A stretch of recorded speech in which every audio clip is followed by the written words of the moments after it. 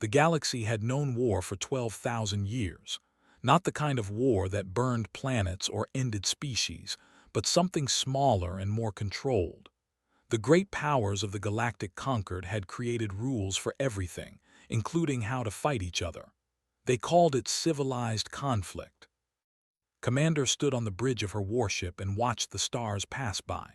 She was old by the standards of her species, with gray scales covering most of her face and scars on her arms from battles fought long ago. In her 60 years of military service, she had fought in 9 wars. She had killed enemies and lost friends. She had won some battles and lost others, but through it all, she had followed the rules. The rules were simple. Before any war could begin, both sides had to make a formal declaration. They had to name the reasons for the conflict and the territories in dispute. They had to give civilians time to leave the battle zones. They had to agree on which weapons were acceptable and which were forbidden. And most importantly, they had to accept when they had lost. Every war had observers from the conquered. These arbiters watched every battle and recorded every death. They made sure both sides followed the protocols. If one side broke the rules, the entire conquered would turn against them. This threat kept everyone in line. Had always believed in this system. War was terrible, yes, but it was also necessary. Sometimes species disagreed about resources or territory or old grudges. Fighting was natural. The protocols simply made sure that fighting didn't get out of control. She thought about her first war, fought against the X Collective over a chain of habitable moons. The battles had lasted 3 years. Thousands had died on both sides. But when the casualty counts reached the agreed threshold, both governments had negotiated a peace treaty. The X kept 2 moons. The kept 5. Life went on. That was how war worked. That was how it had always worked. Then the humans arrived. Remembered the first reports about the newcomers. A young species from a small planet orbiting an unremarkable yellow star. They had only recently discovered faster-than-light travel, stumbling onto the technology through methods that confused conquered scientists. Their ships were crewed by galactic standards, held together by primitive metals and basic shields. What made them strange was their broadcasts. Long before they reached the stars, humans had been sending signals into space. Radio waves and television transmissions leaked from their planet for over a century. The conquered had intercepted and studied these signals, and what they found was disturbing. The humans were violent, extremely violent.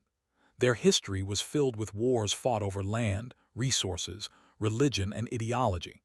They had invented weapons capable of destroying their entire civilization several times over. They had actually used nuclear weapons against their own kind. They had committed acts of mass murder against their own species on scales that shocked even the most hardened conquered analysts. And yet they were also creative, curious, and strangely optimistic. They made beautiful art and music. They explored the deepest parts of their oceans and sent machines to other planets just to take pictures. They argued endlessly about right and wrong, constantly trying to improve their societies despite their obvious flaws. The conquered granted humanity provisional membership. It was the standard arrangement for new species. The humans would be taught proper galactic conduct. They would learn the protocols. In a few generations, they would be just like everyone else. That was the plan, at least. Had met a few humans during their first years in the conquered. They were soft creatures, covered in thin skin instead of scales or shells. They came in different colors and sizes, spoke thousands of different languages among themselves, and seemed to disagree about everything. She found them loud and emotional, always asking questions and challenging assumptions. One human diplomat had asked her about the war protocols, had explained them carefully, proud of the system that kept galactic civilization stable. The human had listened politely, then asked a simple question. What happens if one side refuses to surrender? Had not understood the question. That cannot happen. When a side reaches the casualty threshold, they must negotiate. The arbiters enforce this. But what if they don't care about the threshold? What if they keep fighting anyway? That would be against the rules. The human had smiled strangely. Right, the rules. Had dismissed the conversation as typical human confusion. They were new to the galaxy. They would learn. 5 years later, the hegemony declared war on humanity's outer colonies. They were an old species, powerful and proud. They had been part of the conquered since its founding. Their empire stretched across 200 star systems, and their military was one of the largest in the galaxy. They followed the protocols perfectly, always fighting with honor and accepting the judgments of the arbiters. The dispute was about an asteroid belt rich in rare minerals. Human colonists had settled the region first, but the claimed historical rights based on an ancient survey. When diplomatic talks failed, they made their formal declaration. It was a standard conflict. They would send a fleet, win a few battles, and force the humans to negotiate. The humans would give up the asteroids and learn that young species should not challenge old empires. Everyone expected the war to last perhaps a year, with casualties in the low thousands. Was assigned to observe the conflict as a neutral party. She traveled to the border region and established an observation post according to conquered regulations. She expected to document a quick and orderly war. The first sign of trouble came on the third day. Human colonists in the asteroid belt had been given 2 weeks to evacuate, as required by protocol. The fleet waited patiently for the deadline to pass, but instead of leaving, the colonists sent a message to the commander. "We're not going anywhere," the message said. "This is our home. If you want it, come and take it." The commander was confused. This was not how things worked. He sent a polite response explaining the protocols. Civilians had to leave the battle zone. It was for their own safety. Once the war was over, they could return and live under authority. The colonists responded with silence. When the deadline passed, the fleet moved forward to secure the asteroid stations. They expected to find empty facilities waiting for occupation. Instead, they found themselves under attack. The colonists had armed themselves with mining equipment converted into weapons. They had booby-trapped corridors and airlocks. They fought from every corner and tunnel, refusing to surrender even when outnumbered 100-1. The soldiers were not prepared for this. They were trained to fight other professional militaries in organized battles. They did not know how to handle civilians who fought like cornered animals. The first station took 3 days to capture. Casualties were far higher than projected. And when they finally secured the facility, they found that the colonists had destroyed all the mining equipment rather than let it fall into enemy hands. The pattern repeated across the asteroid belt. Every station resisted. Every colonist fought. Men and women and even some teenagers grabbed weapons and attacked soldiers. Those who couldn't fight sabotaged everything they could reach. They poisoned water supplies, corrupted computer systems, and collapsed tunnels. Watched the reports with growing disbelief. This was not war. This was something else entirely. The humans were not following any protocols at all. She sent an urgent message to the conquered, requesting guidance. The response came back quickly: observe and document. The humans were new to galactic society. They would be taught proper conduct after the war ended. But the war did not end. They eventually secured the asteroid belt, but at a cost far higher than anyone had expected. And before they could consolidate their position, human warships arrived from the inner colonies. These were not the crude vessels that humanity had first brought to the conquered. In 5 years, the humans had upgraded their technology dramatically, buying and trading for better weapons and engines. Their fleet was still smaller than the Armada, but it was fast and well-armed. And it did not fight by the rules. The human ships struck without warning, attacking supply convoys and communication relays. They appeared from nowhere, did their damage, and vanished before they could respond. They hit targets that were supposed to be off-limits according to the protocols, including logistic stations and fuel depots. The complaint to the conquered. The arbiters sent warnings to the human government. The humans acknowledged the warnings and kept attacking.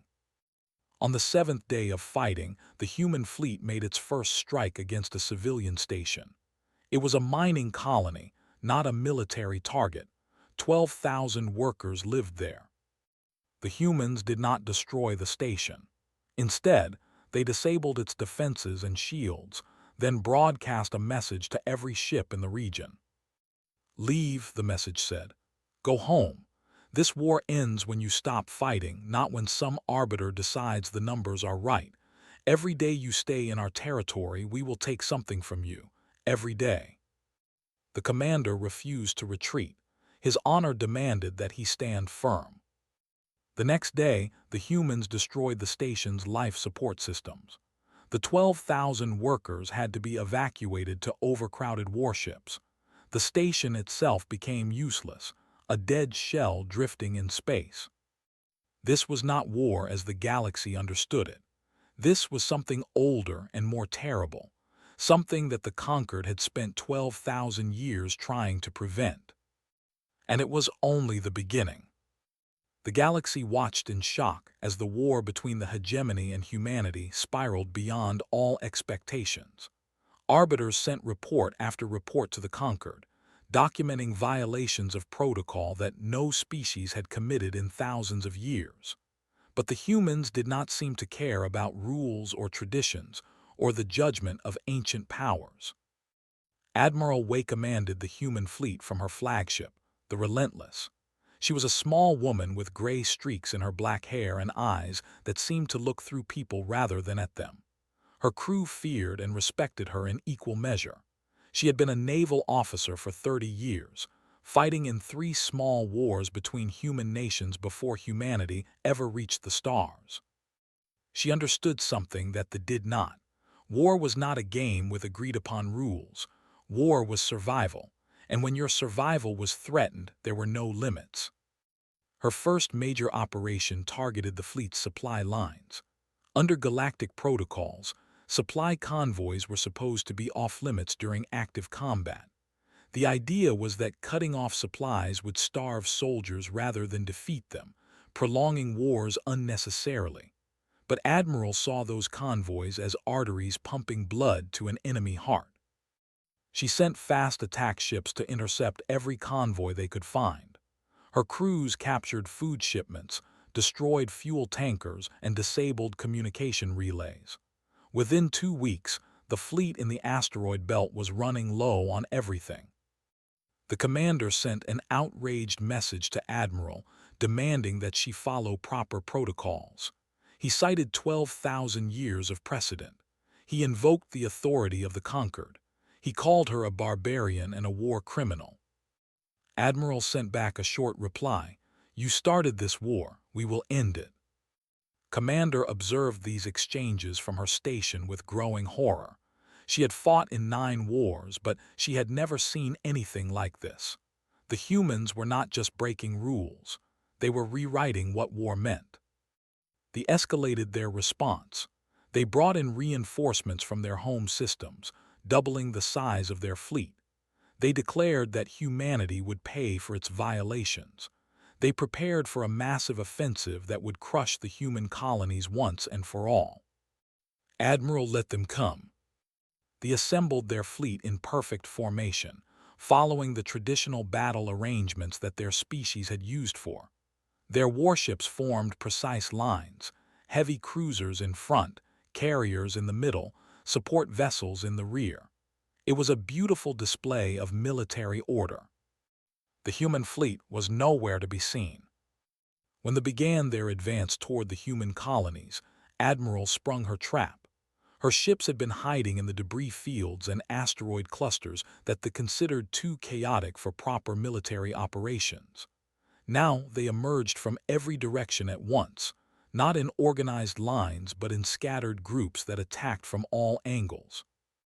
The commanders tried to adjust their formations, but their doctrine was not built for this kind of fighting. They expected enemies to face them directly, to match formation against formation. Instead, human ships darted in and out of their lines, targeting weak points and withdrawing before they could respond. The battle lasted 3 hours. When it ended, they had lost a quarter of their fleet. The humans had lost perhaps a tenth of theirs. But even more shocking than the military defeat was what came next.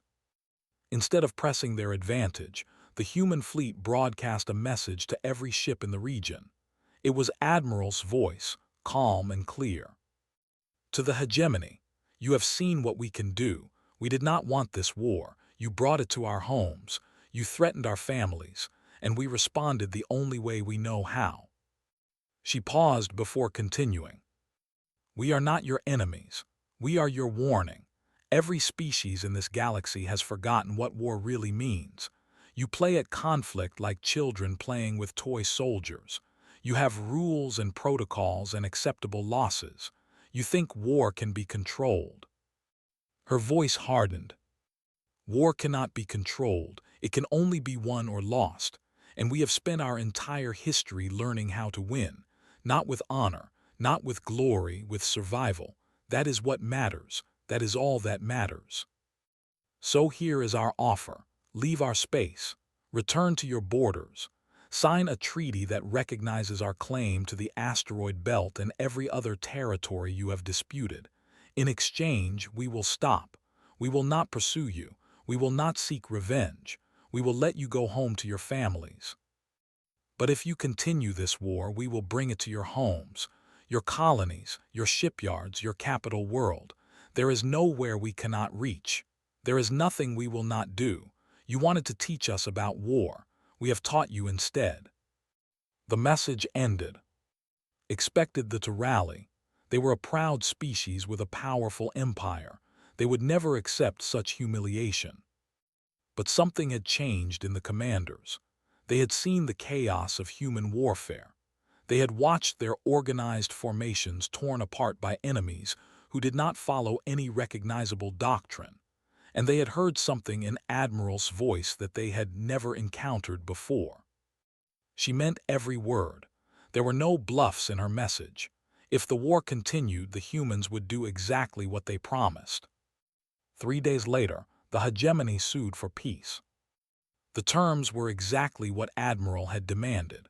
The humans kept the asteroid belt and all disputed territories, to their original borders. The war ended not with a negotiated compromise, but with complete human victory. The Galactic Conquered did not know how to respond. Nothing in their protocols covered this situation. The humans had violated nearly every rule of civilized warfare, yet they had won so decisively that punishment seemed meaningless. Some conquered members demanded that humanity be expelled. Others argued that they had started the war and deserved what they got. Debates raged for months without resolution. Meanwhile, other species began to pay very close attention to the newcomers. The X Collective had fought in 3 wars over disputed moons. Each conflict had ended in the same way, with small territorial adjustments and thousands of dead soldiers. The X had always accepted these results as natural. Wars were fought, casualties were counted, treaties were signed. But watching the surrender after only 19 days made the X leadership nervous.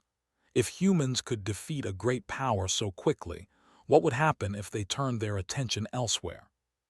The X decided to strike first. They declared war on humanity's trading stations in the Outer Rim.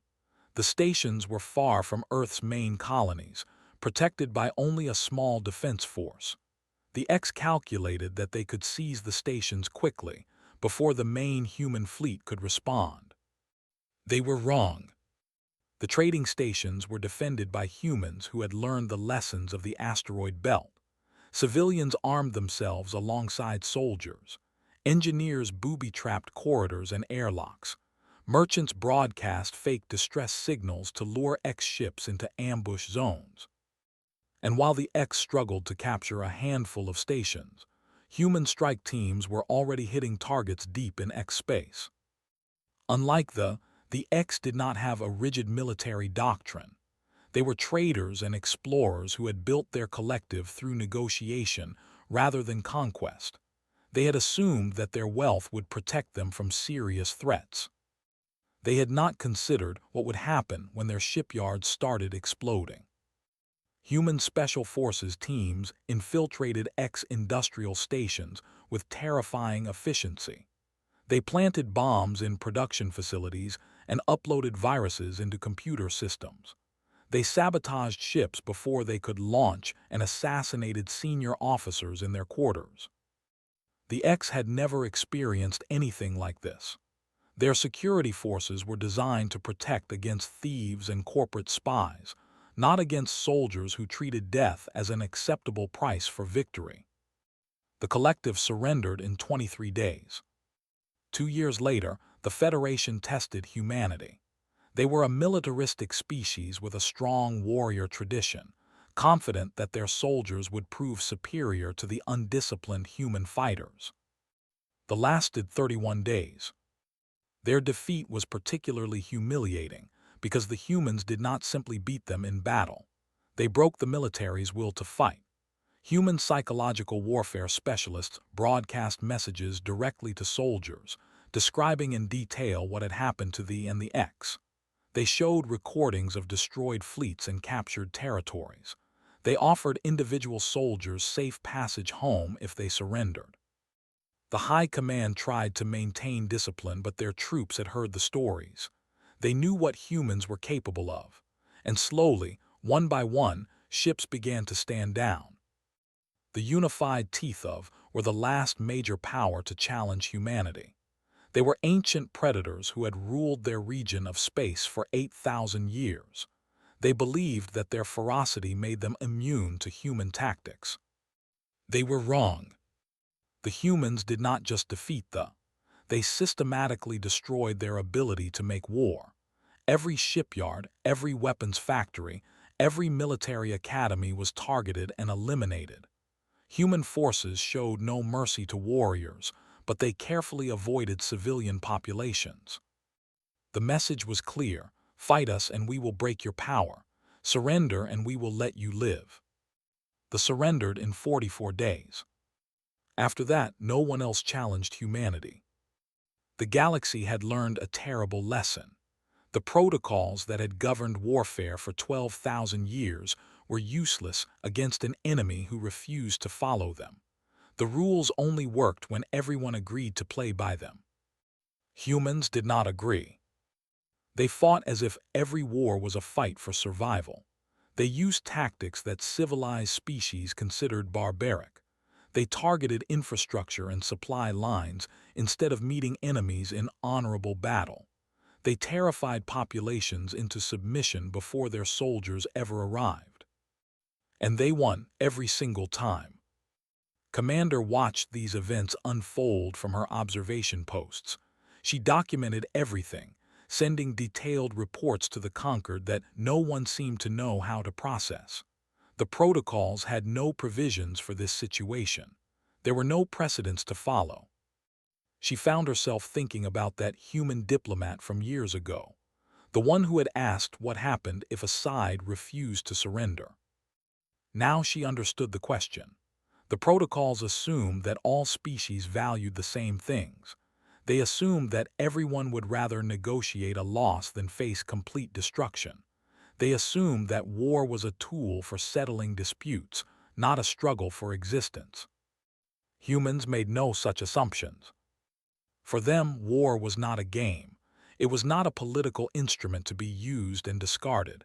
It was the most serious thing in the universe. And when they fought to win.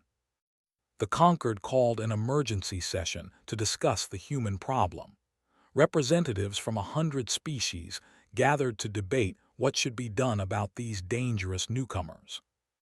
Some argued for isolation, build walls around human space, let them fight among themselves. Eventually they would destroy each other, just as they had almost done on their home world. Others argued for accommodation, learn from the humans, adapt tactics to counter their methods, Find ways to make the protocols work against enemies who did not respect them. A few suggested destruction. Assemble a coalition of the greatest military powers and crush humanity before they grew any stronger. But none of these proposals gained enough support to move forward. The truth was that no one knew what to do. The galaxy had never faced anything like this before. And then the humans made their own proposal. The Secretary General of Earth stood before the assembled representatives of the Galactic Concord. Her name was Maria Santos, and she had been chosen for this moment because she understood both human history and alien psychology better than anyone else alive. She was 62 years old, with silver hair pulled back from a face that showed every year of her difficult life. She had been born in a refugee camp, raised in poverty, educated through determination, and elevated to leadership through her ability to build bridges between enemies. She had never spoken to an audience like this before. 100 species, thousands of representatives, the leaders of a civilization that had spanned the galaxy for longer than humanity had existed. They expected her to apologize, to promise that humans would learn to follow the protocols, to beg for forgiveness and acceptance into their ancient order. She had a different message. "You have watched us fight," she began. "You have seen what we do when threatened. You have called us barbarians, animals, a plague upon civilized society. You have debated whether to isolate us, contain us, or destroy us." She paused, looking around the vast chamber. "Now I am going to tell you something about humanity that your observers missed, something that might change everything." The representatives leaned forward, waiting. "We learned this from ourselves." She gestured, and holographic images appeared around the chamber. Battlefields from human history, trenches filled with mud and corpses, cities reduced to rubble, mushroom clouds rising over destroyed civilizations. "This is what we did to each other," she said. "For thousands of years before we ever reached the stars, we fought wars of extermination against our own kind. We invented weapons that could destroy our entire planet. We killed millions for territory and resources and ideology." The images shifted, showing the aftermath of human conflicts: mass graves, burned villages, refugee columns stretching to the horizon. "We have committed horrors that would shock even your most violent species. We have proven, again and again, that there is no limit to what humans will do in war." She let the images fade. "But we also learned something that you have never had to learn. We learned where this path leads." New images appeared. Hiroshima after the bomb, the silent ruins of cities destroyed by nuclear fire, computer simulations of what would happen if the great powers ever unleashed their full arsenals. "We came within minutes of destroying ourselves, multiple times. We built weapons that could end all human life, and we pointed them at each other for decades. We lived under the shadow of extinction for so long that it became normal." Her voice softened. "And then we stopped." The chamber was silent. "Not because we became peaceful. Humans will never be peaceful. We still fight. We still argue. We still hurt each other in ways large and small. But we stopped the big wars, the wars that could end everything. We found ways to resolve our disputes without destruction." She looked directly at the conquered representatives. "Do you know why? Because we had to. Because we understood that total war leads to only one place: extinction, ours or theirs. There is no middle ground when weapons can destroy planets. There is no acceptable loss when everyone dies." She stepped forward. "Your protocols were designed to prevent this realization. You created rules that made war survivable. You established thresholds that ended conflicts before they became existential. You built a system where losing was acceptable. And so war never ended. In 12,000 years, you have fought countless conflicts. Millions have died in your civilized battles. Empires have risen and fallen while following your protocols perfectly. We offer you a different path. The representative stirred, uncertain. Not a path of peace. Humans cannot teach you peace. We barely understand it ourselves, but we can teach you how to stop, how to step back from the edge when you see where the next step leads, how to build something that lasts because the alternative is too terrible to accept. She gestured again, and new images appeared. Human cities rebuilt after wars, former enemies working together, children playing in parks that had once been battlefields. We turned enemies into allies, not through kindness or forgiveness, but through necessity. We learned that the people we hated were also the people we needed, that destroying them would destroy us, that the only way forward was together. We made mistakes along the way. We still make mistakes, but we built something that survives, not because we wanted to, but because we had to. She took a deep breath. Here is our offer. We will share everything. Our history, our weapons, our mistakes. We will show you exactly what we are capable of and exactly how we learn to control it.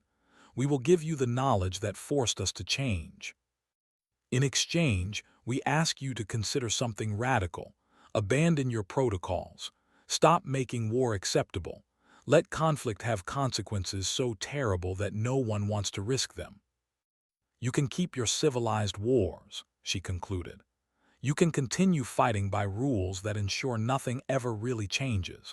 Or you can learn from a species that stared into the abyss and chose to step back. She paused. The roar you heard from humanity was not a threat. It was a warning. We know exactly where your path leads. We have walked it ourselves, and we are telling you from the depths of our terrible experience that there is another way. Listen to us. Let us show you, before you have to learn these lessons the way we did. The chamber remained silent as she stepped back. For a long moment, no one moved. Then, slowly, the representative rose. The old commander who had watched humanity's wars with such horror. She walked to the center of the chamber and faced the human delegation. I have fought in 9 wars, she said. I have killed and watched friends die. I believed in the protocols because they kept our conflicts controlled. They prevented the kind of destruction you have shown us. She turned to face her fellow representatives.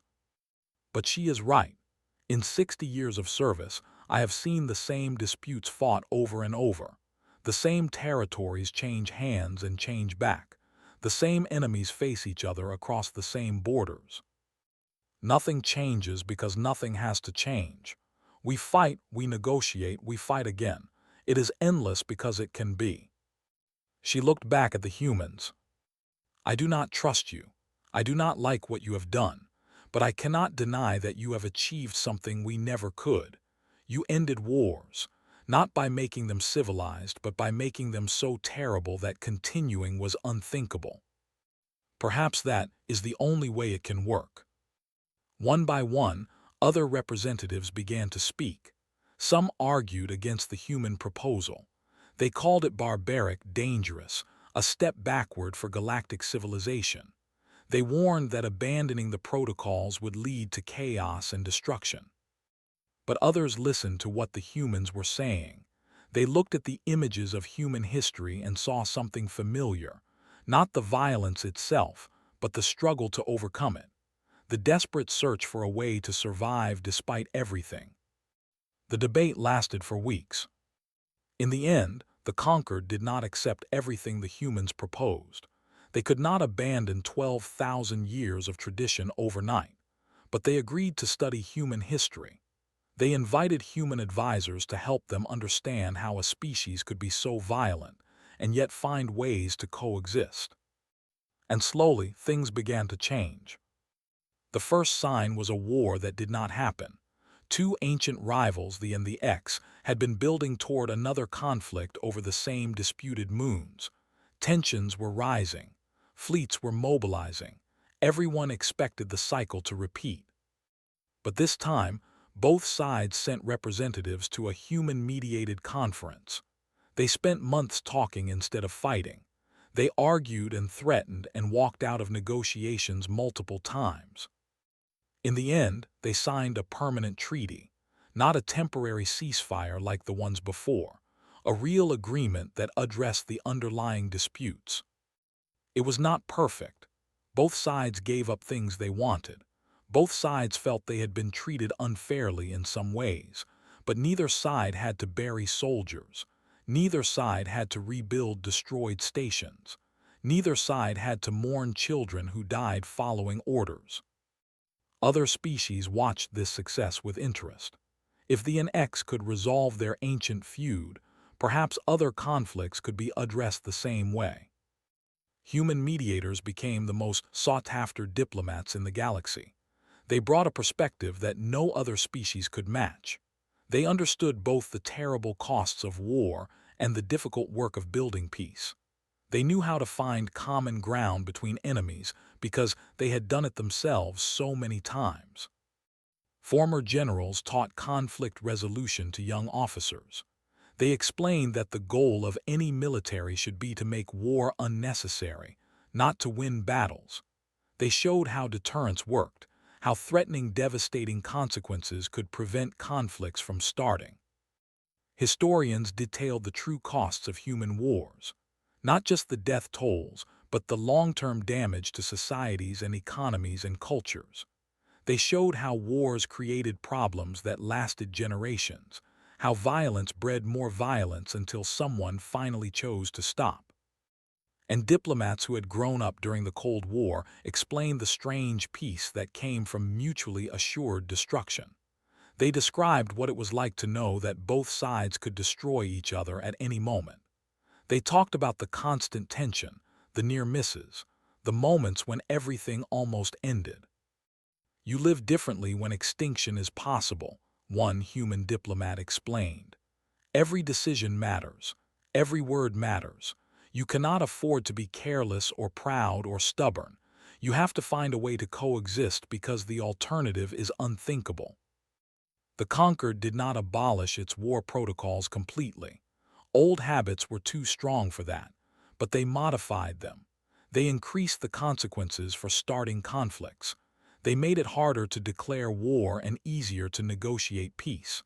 They created incentives for resolution rather than escalation.